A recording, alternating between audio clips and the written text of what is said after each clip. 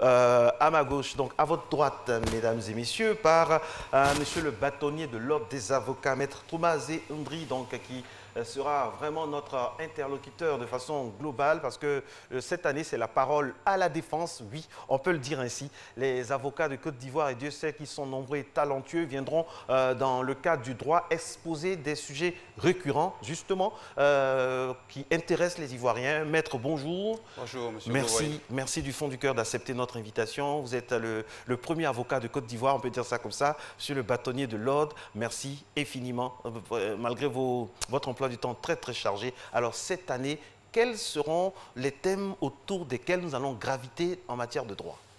Merci, monsieur Gouvoy. Nous nous réjouissons de cette volonté de faire porter la parole du barreau. Parce que vous savez que la justice, c'est un plateau et il y a les deux plateaux de la balance. Absolument. Vous avez pendant longtemps entendu peut-être l'autre plateau. Il était bon que vous entendiez à présent l'autre partie. Alors, ce que nous devons faire, c'est de porter les préoccupations les plus importantes. Et vous savez, la justice est une quête quotidienne, ici et ailleurs. Tous les peuples sont affamés de justice, ici et ailleurs. Alors, notre rôle, c'est de porter les préoccupations des peuples, de nos populations, sur la justice, comment elle fonctionne, comment l'améliorer. C'est surtout ça. Et nous entendons jouer notre partition en toute responsabilité.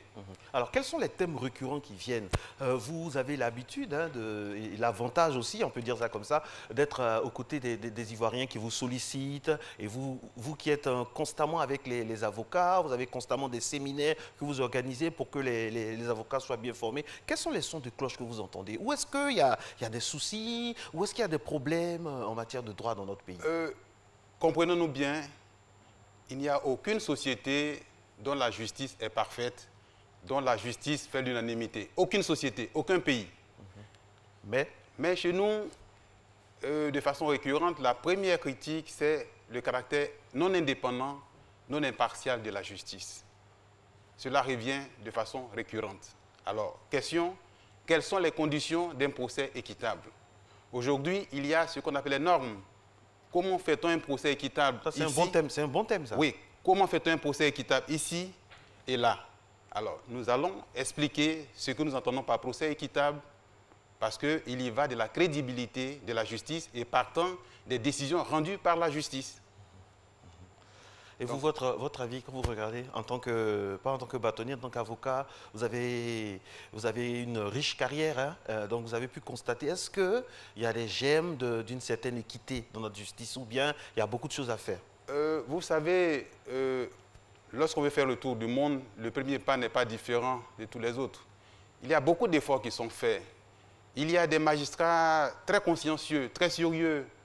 Je vous dis, par exemple, un nom qui est resté dans la postérité, le président Mamadou Koulibaly, un magistrat dont tout le monde parle. Il n'était pas ghanéen, il n'était pas chinois, il était bel et bien ivoirien. Il a exercé sa fonction avec dignité. Bon, à côté de cela, nous avons des efforts à faire, aussi bien du côté des magistrats que du côté des autres acteurs principaux de la justice, que sont les avocats.